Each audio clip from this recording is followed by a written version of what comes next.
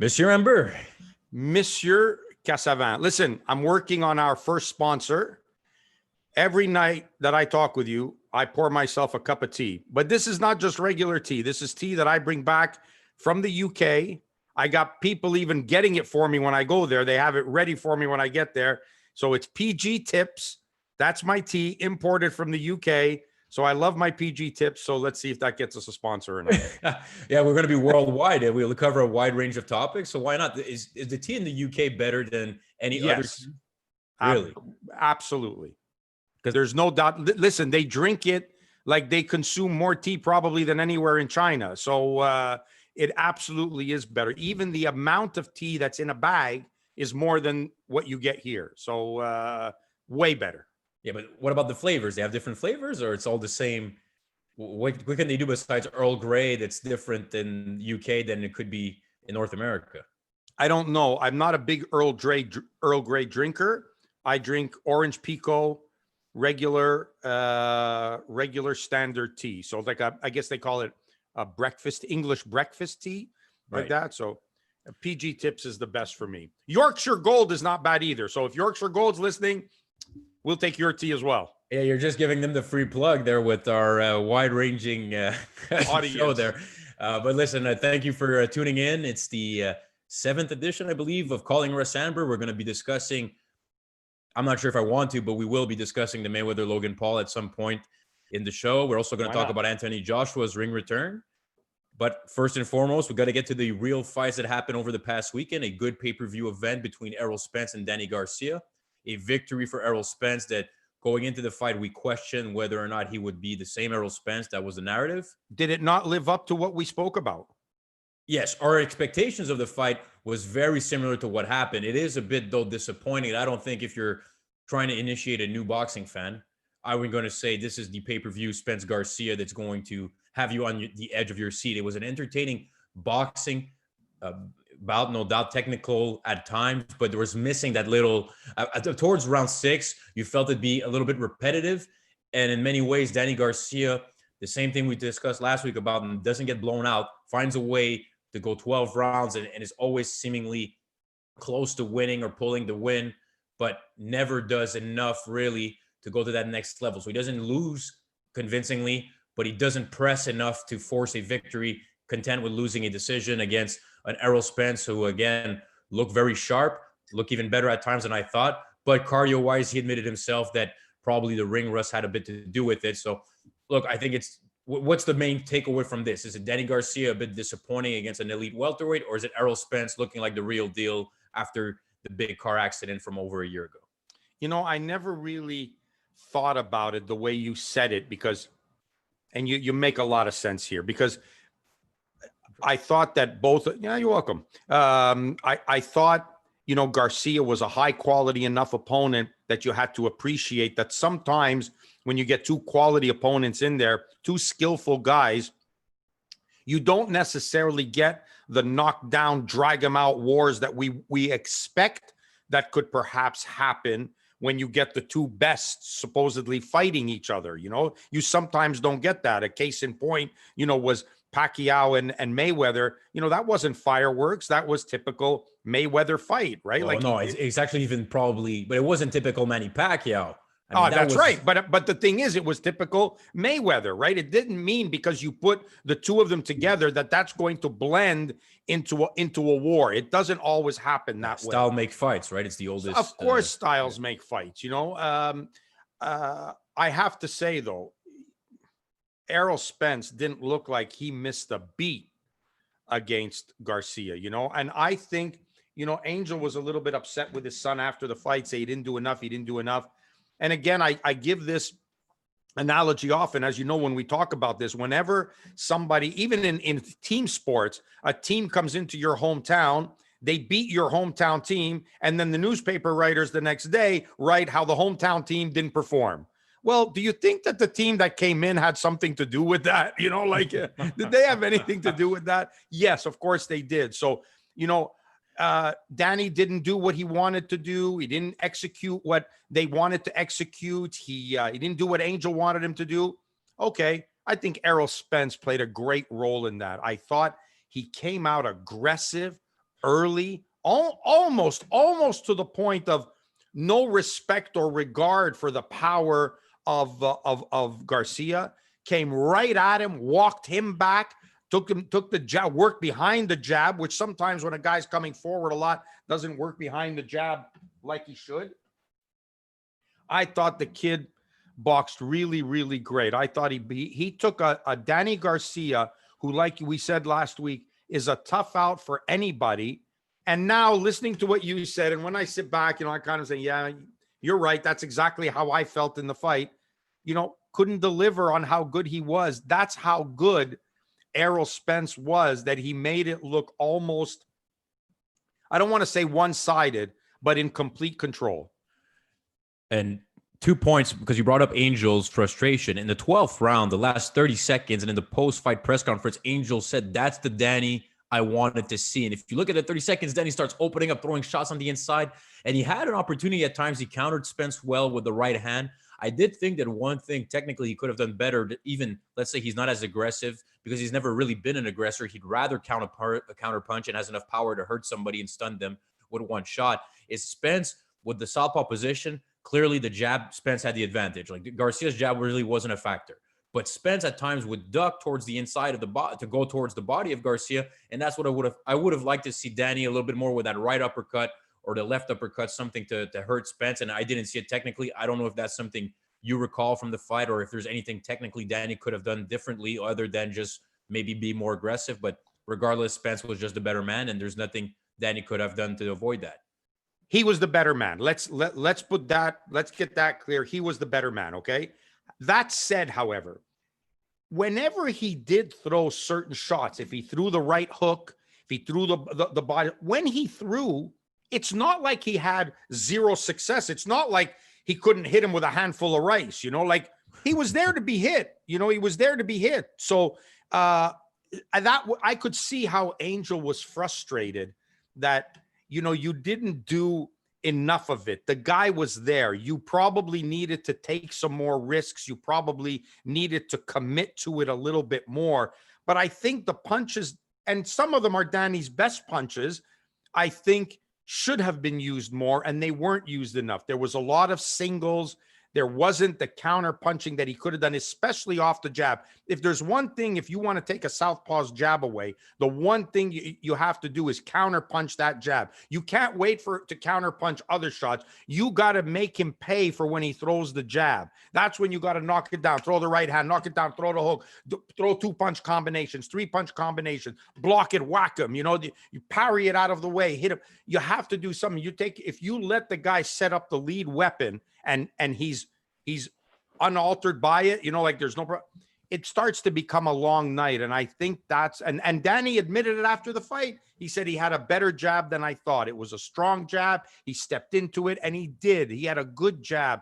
So I can see exactly, I heard Angel's frustration. Like I could get it, that the opportunities are there. No one's saying it's going to be easy. Don't get me wrong. It's not easy, and you're up in front of a talented guy. Like I'm not going to go out on a limb here and pick him over Crawford or Crawford over him right now. But they're right now, I think it's fair to say, the two best in the division right now.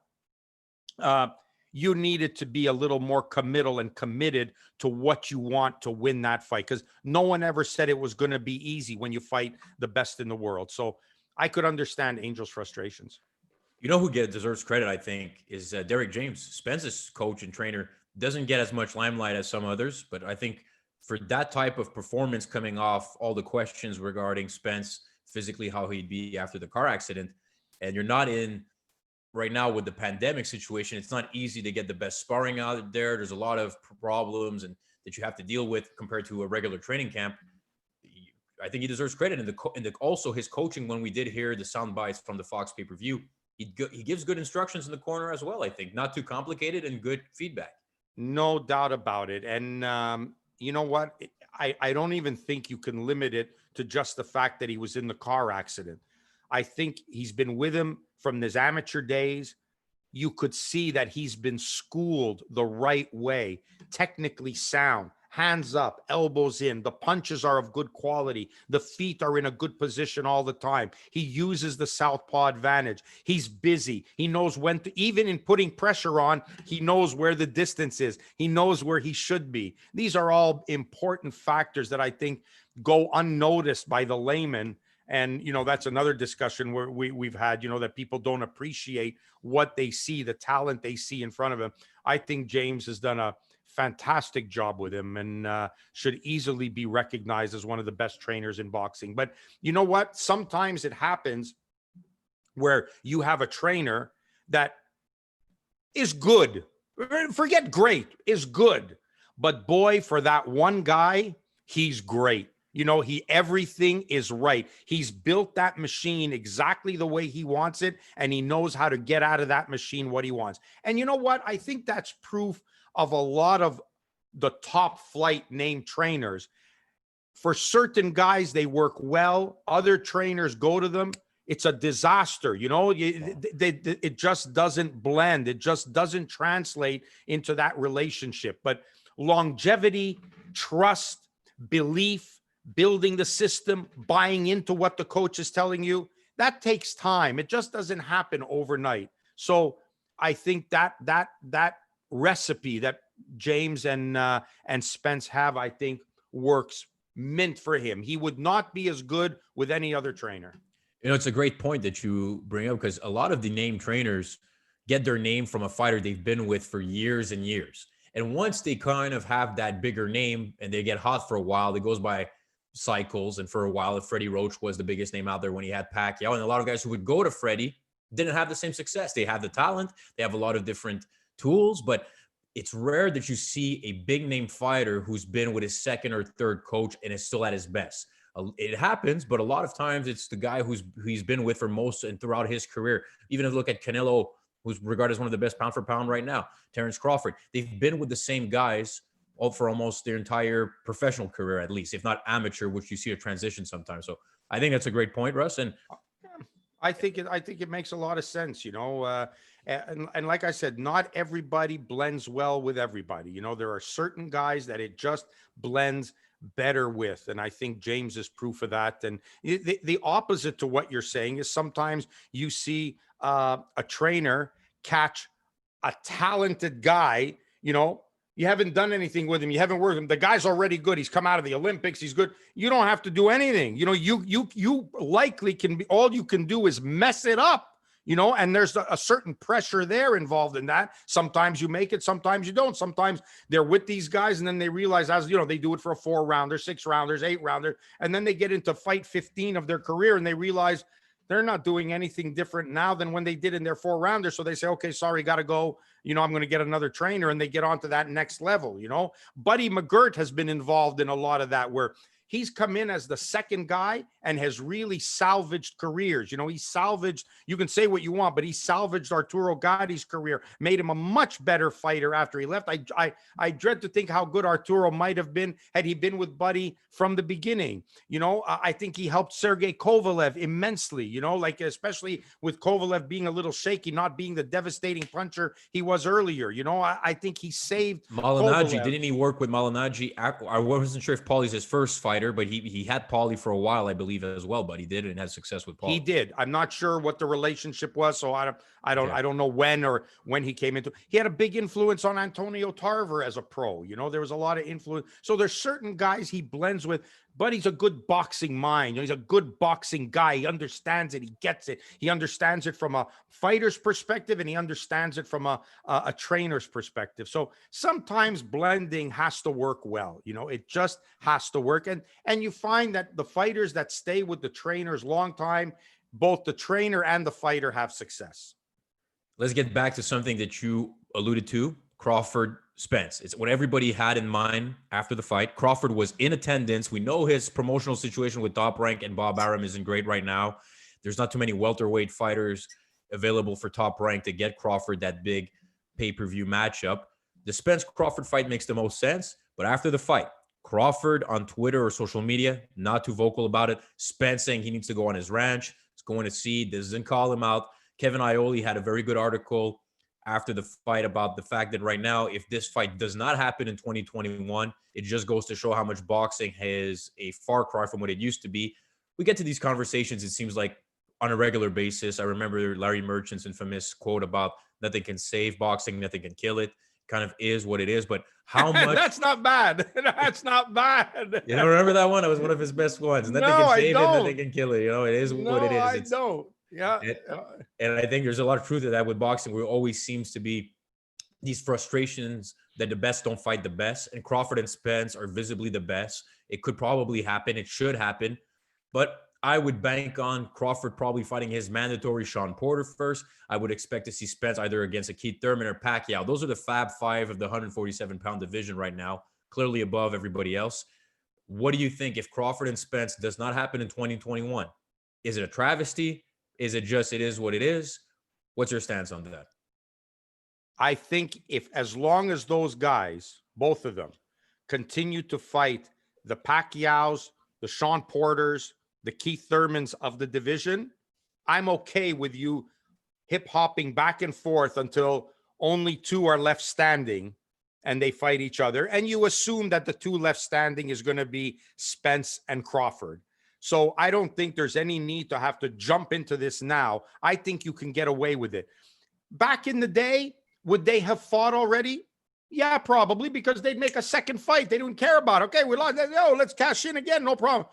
But now it seems, and I'm not even going to blame even as much the rival promoters that have them, but as much the TV networks who are pulling the strings, saying, no. He's our guy. He fights on our network. He fights on, no. He's on our network. He signed with us. And the promoters are kind of sat there saying, yeah, I'm helpless. I can't do anything because the TV is the one that's controlling this and paying the money. But you saw it with Wilder Fury, and we've seen other exceptions as well. So there is a way of doing it, especially if Crawford moves on to Fox or PBC. Showtime does PBC fights and other networks. Right. But if Crawford, like that, I don't think is the only reason in this particular case. I know what you're saying about the networks. They've been an issue the last few years, but in this particular case, I'm not sure how much is incumbent on the fighters for not wanting to fight each other. Fine, that's fine. But if he goes over there, like you said, Porter's there, Pacquiao's there, Thurman is there. Now Thurman's been inactive, but he's there. Like it's a PBC division, the welterweight division. So, I mean, whether they're going to choose to make it happen right away or they're going to let it stew and let it grind, it's a gamble you take. But if everything goes according to plan, I don't think you lose anything if they fight end of 2021 or beginning of 2022, providing they have some outstanding wins over Porter or Pacquiao's a big fight. Pacquiao's a big fight. Like, let's face it, Pacquiao, even though the Crawford Spence fight is big, I think for either guy, Pacquiao's the bigger money. Yeah, because Pacquiao is still the bigger name that translates to the casual sports fan. That's about with Spence and Crawford, right? Let's look at it. Boxing fans love these guys. How many regular sports fans who used to tune in to the big boxing shows really know who Spence and Crawford are? Yeah, that's the big problem. That's a very, very big problem. And that's appears to be Aram's gripe with it, is that Crawford isn't known outside of boxing, isn't known outside of Omaha. Omaha, Nebraska. Omaha, Nebraska.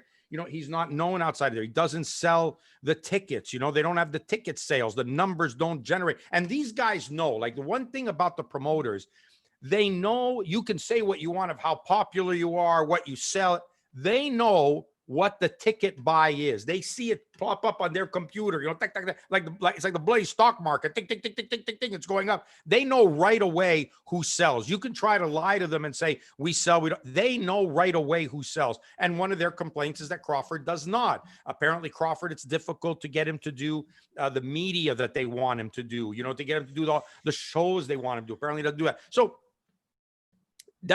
look, it's a tough call to make, and we as boxing fans want to see that.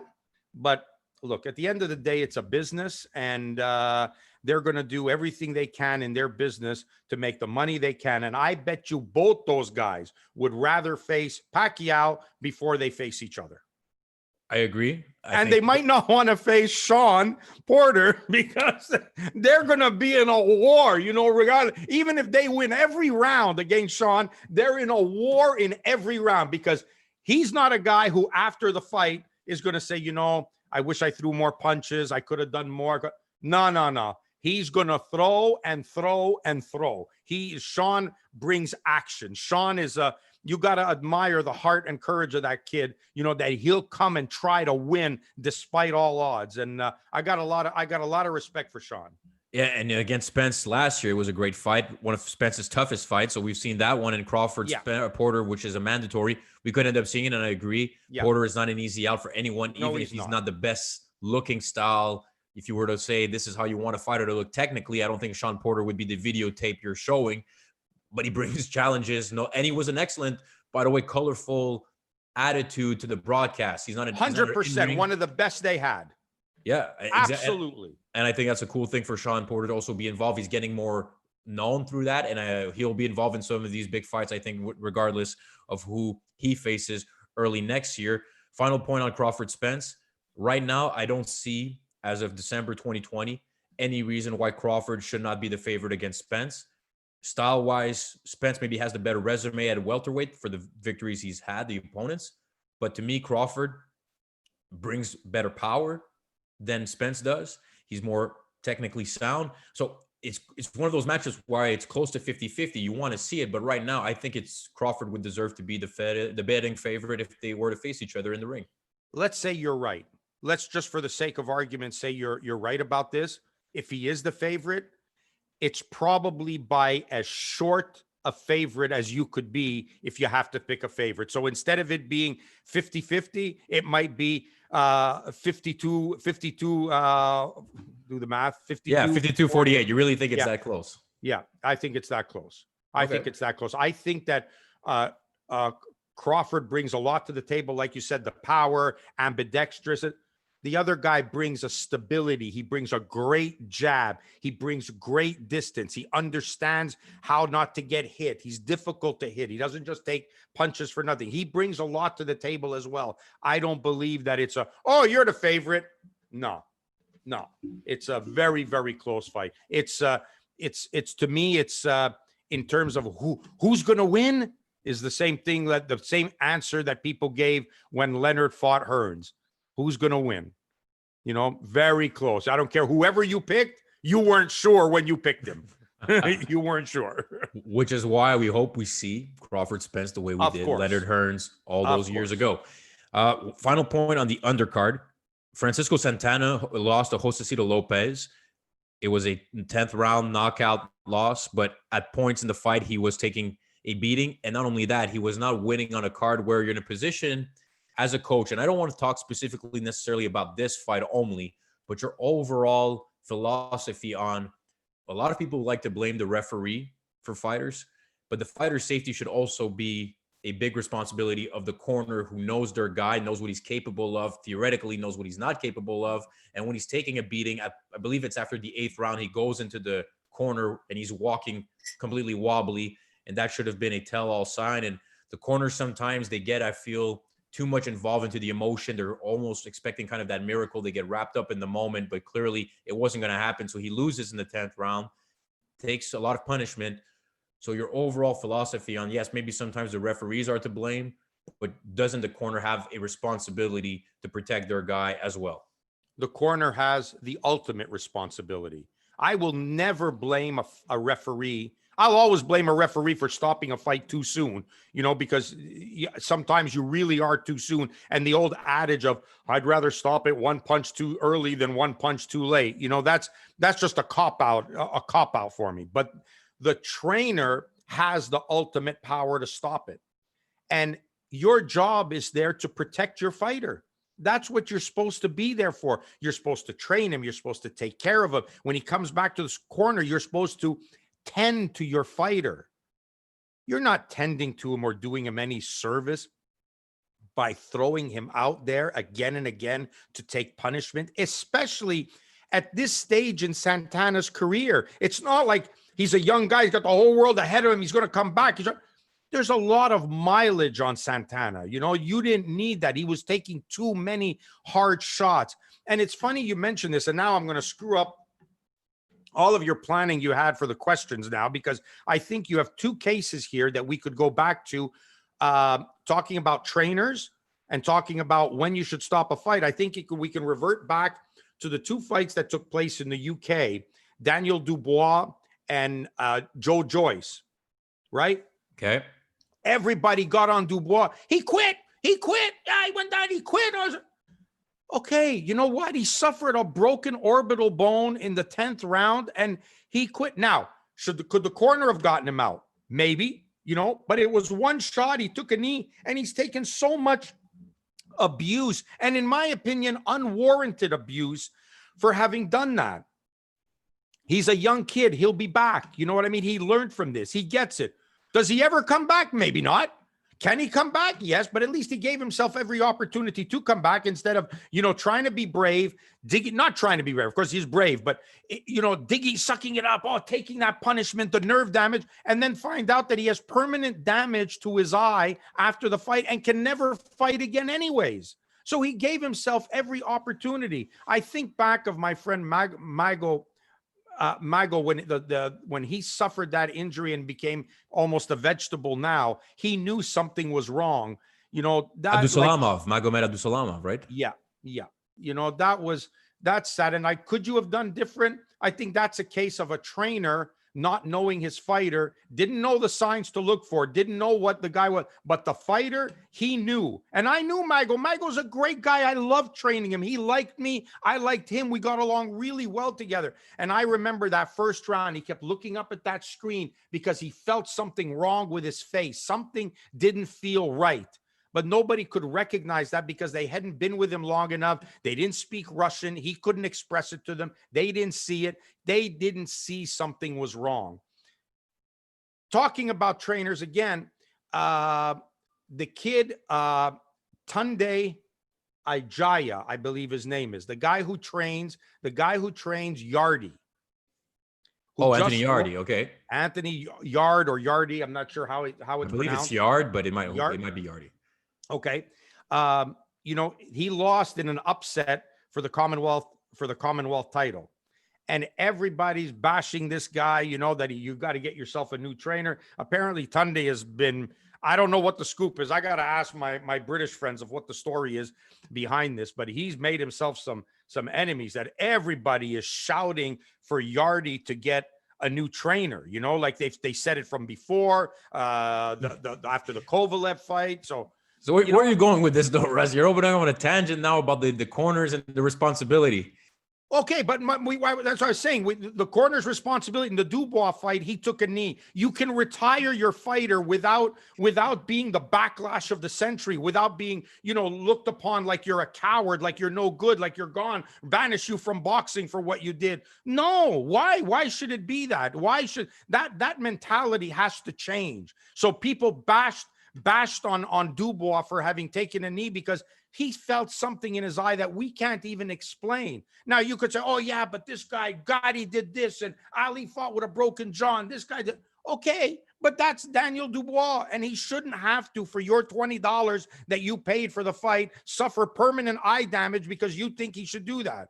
The narrative has to change. The mentality has to change. So I'm saying the same thing about Santana. The corner is so brave for him. They're so brave for him that they just keep sending him out instead of saying, that's enough.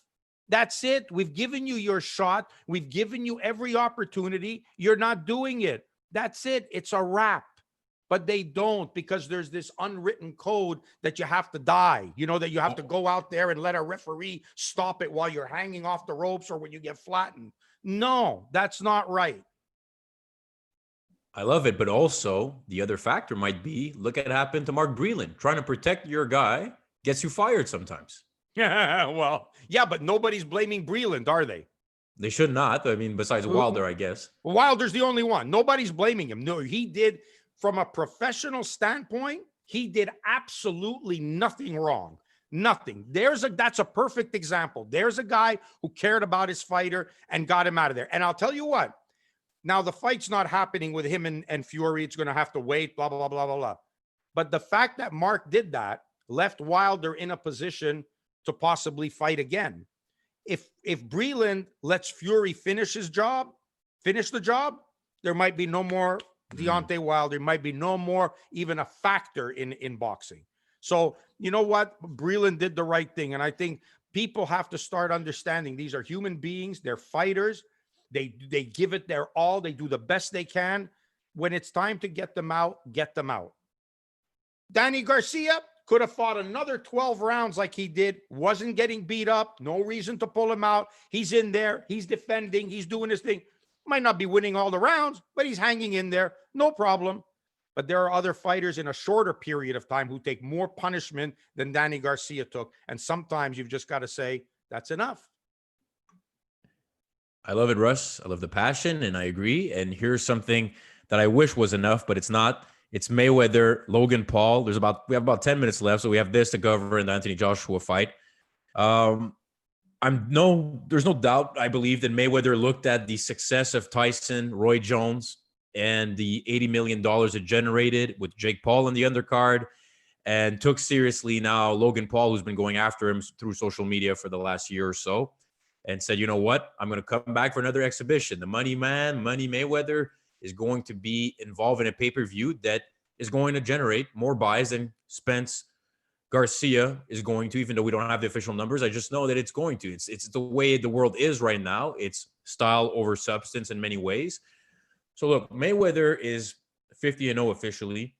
He had the exhibition against the Japanese fighter Tenshin Nusawa. I believe I'll confirm the name in a second here, but anyways, blast him out in one round about 2 years ago. Now he's going to do this exhibition against Logan Paul. If I think you're looking at this from a perspective of why not, because it's going to generate money, fine. But isn't there something to be said about it stealing the spotlight away from where are we now in the sport? If this is going to be the headlining attraction of winter 2021, it's going to be Mayweather against Logan Paul. Like, how did we get to this point? No? Yeah, exactly. Ask yourself that question. How did we get to this? How did we get to record-breaking sales to watch and a commission that allowed Conor McGregor to fight Floyd Mayweather in his first professional boxing match in a 12-rounder? And you know what? Even though you're supposed to use 10-ounce gloves, because it's you guys, we're going to let you use 8-ounce gloves. Not that it made a difference. My point being is they changed the rules because they feel like it. How did that become the most important fight and the biggest fight since Mayweather-Pacquiao? How? So yes, ask yourself that question. And you know what? All the fighters and all the managers and all the trainers and all the media people who work for promoters as side people, publicizing their event, don't knock it. Because if you had a fighter, if your fighter was able to generate that money by boxing an exhibition, you would do it. And any one of those fighters would take that fight. If Jake Paul said, I'm going to fight you instead of Mayweather, and it was going to generate that money, you would not even hesitate. It's Logan Paul who's fighting Mayweather. Logan Paul, doesn't matter. Irrelevant.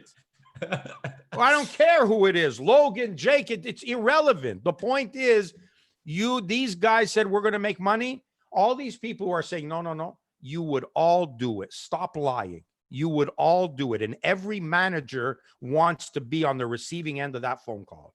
Say what you want, okay? Now, but I will tell you this, and this is the caveat, and I had this discussion yesterday with Brad Jacobs. And you know what's going to happen now, Matthew? What's going to happen? This, for all intent and purposes, will pretty much end control of the athletic commissions on these events. Because technically speaking, the promoter could turn around and say, especially if he puts real fights on the undercard, then you'll have to deal with an athletic commission. But as soon as they start figuring out, we don't have to. We can put the fight on in any state, in any venue, anywhere we want. It's an exhibition. It's a sparring match. You have no jurisdiction. No commission will have jurisdiction over it. They can do whatever they want. And now this is going to start. Ding, ding. Lights are going to go on. Fights are going to get made under the guise of exhibition. It's an exhibition. Oh, no, it's not a fight. It's an exhibition. And now athletic commissions are going to be stepping. I'm already seeing the future here, which is not promising. No, that's right. All of a sudden, athletic commissions are going to be stepping over themselves to accommodate the fighters so that they could please hold the event in my state. We want to be the commission. We'll give you a good deal. You won't have to pay any. We'll give your licensing for free. They're going to be stepping over themselves because at the end of the day, if someone has the balls, if you will, to stand up and say, I'm doing the fight in, I don't know, Vegas. Oh, we're the commission. I don't need you. All my fights on the undercard are all exhibitions. It's a sparring session. We're doing this for entertainment. It's not a fight. It's not going to go on anybody's record. It's not a fight. I want to know. I'll get a lawyer on this. I want to know what that's going to be like. Because technically, as I understand the business in the 41 years I've been in it, I don't see a legal leg that a commission has to stand on any more than they have the right to any sparring sessions in a gym. The only thing, and I don't know what the legality, you're charging paid admission. That means we have to be there. Okay. No more paid admission. We're streaming everything. No attendance. No one's going to be in the place. We don't need you. Well, We're going to have guest referees. We're going to have guest judges. It's exhibition. It's all for fun. We're doing it for charity.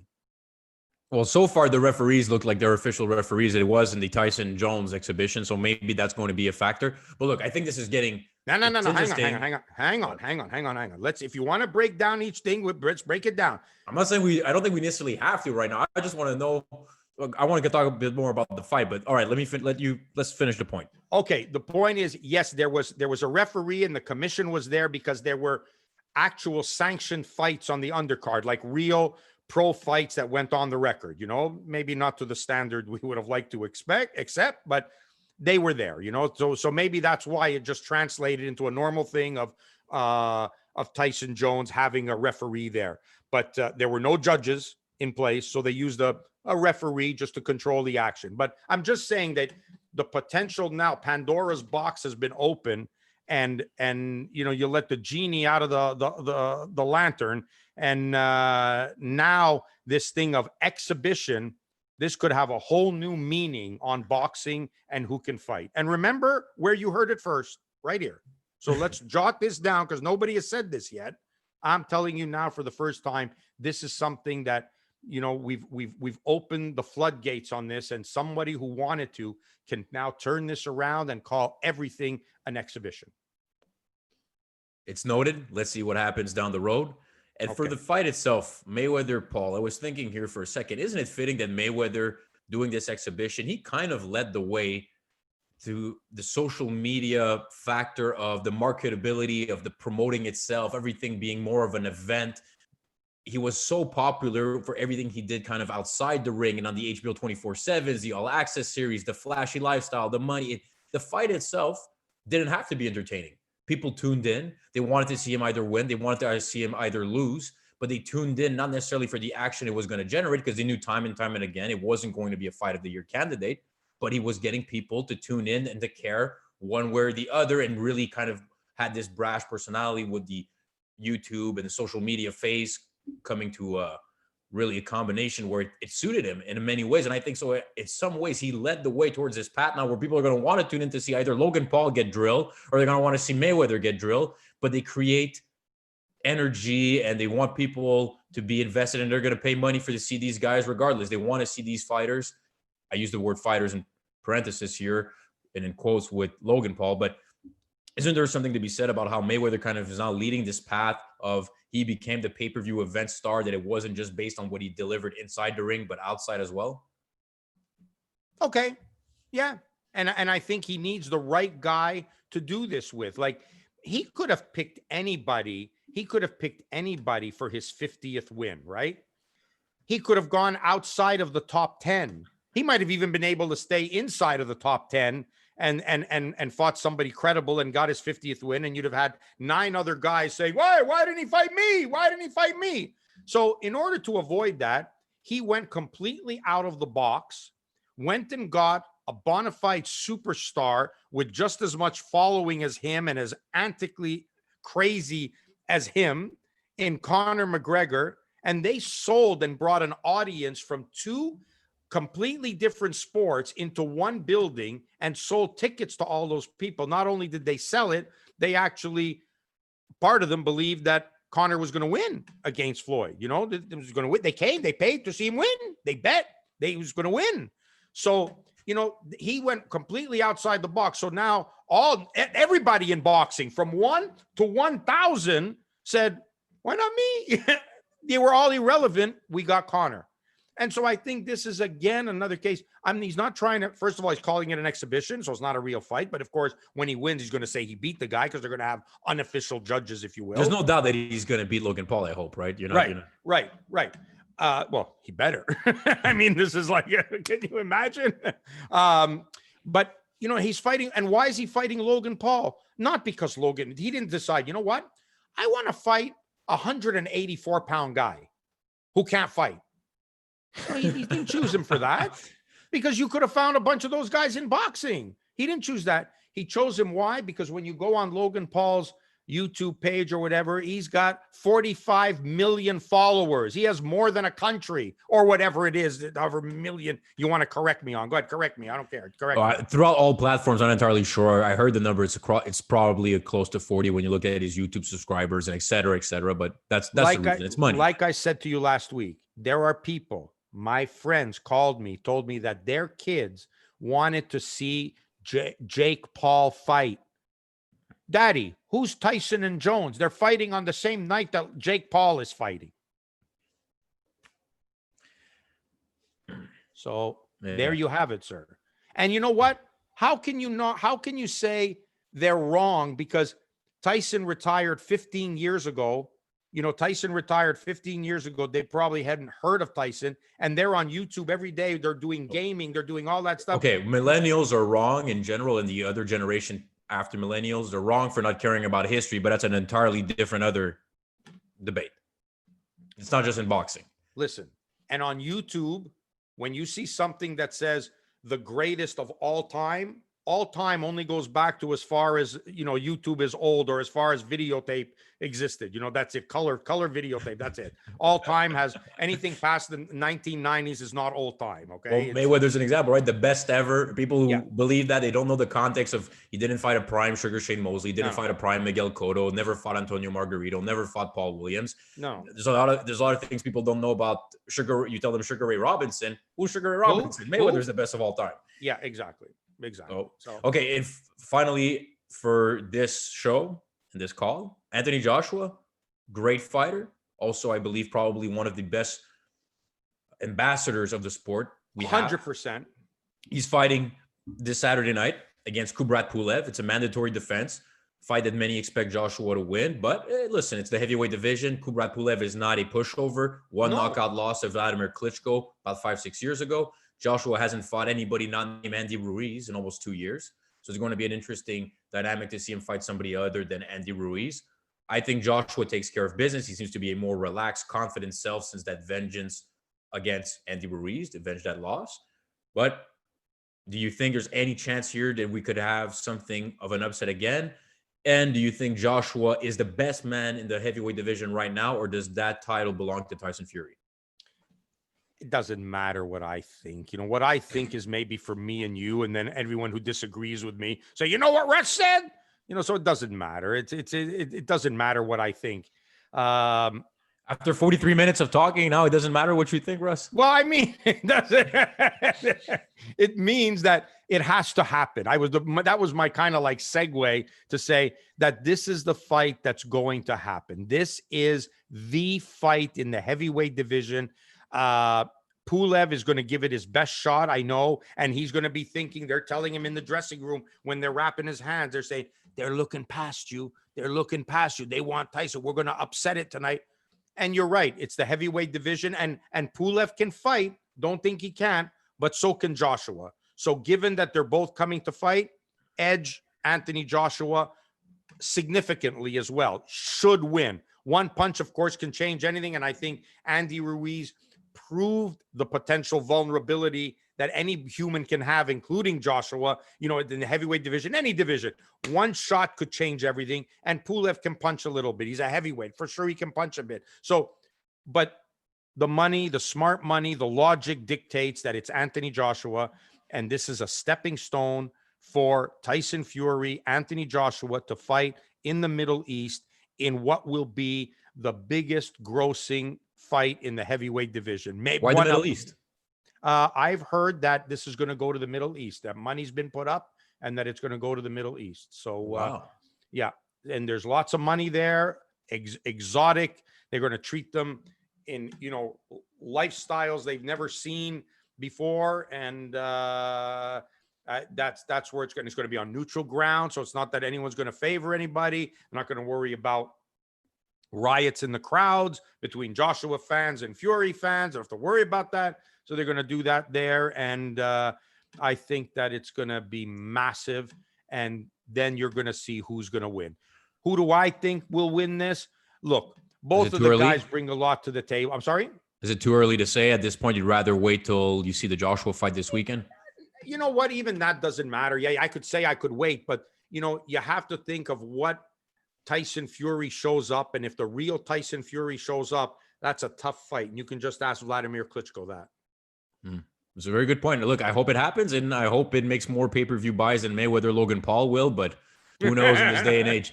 So, it will make more pay-per-view buys among boxing people, because I'll tell you what, all the tickets that are going to be sold for Logan Paul are going to come from Logan's fan base, and they're going to pay Mayweather. There's going to be very few real boxing people that are going to buy that fight. They'll stream it. They'll watch it out of curiosity, like watching a car wreck. They'll look and see what happened.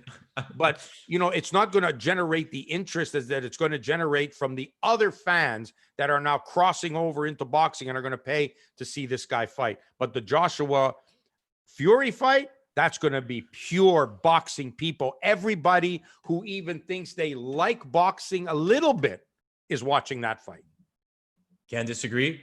Hope it happens. Hope Joshua prevails this Saturday night against Pulev. Going to be an interesting matchup. And Russ, this was an interesting call again. Found out about found out about the history of boxing, found out about a lot of things, and maybe a little bit of a somewhat scoop on the possibility of a Fury-Joshua Middle Eastern showdown in 2021. So I don't know if it's a scoop. I read it somewhere, so wouldn't be right if it's a scoop. I just told you, I scooped you. That's it. I read it somewhere. I didn't just invent it. I read it somewhere. All right. I was trying to give you better props. Nah, I can't take that. But you can give me props on this exhibition stuff. I'm telling you, this is going to change something in boxing. You'll see. Okay, well, I'm going to make sure to clip it and make sure people to tune in, tell your friends if you can. A lot of people are making podcasts, we know, but it's a good boxing podcast. At least we think so. And hopefully you'll be along for the ride. This was Calling Russ Anber again. And have a good evening, Siras. Talk soon. You got it, brother. It was fun. Thanks.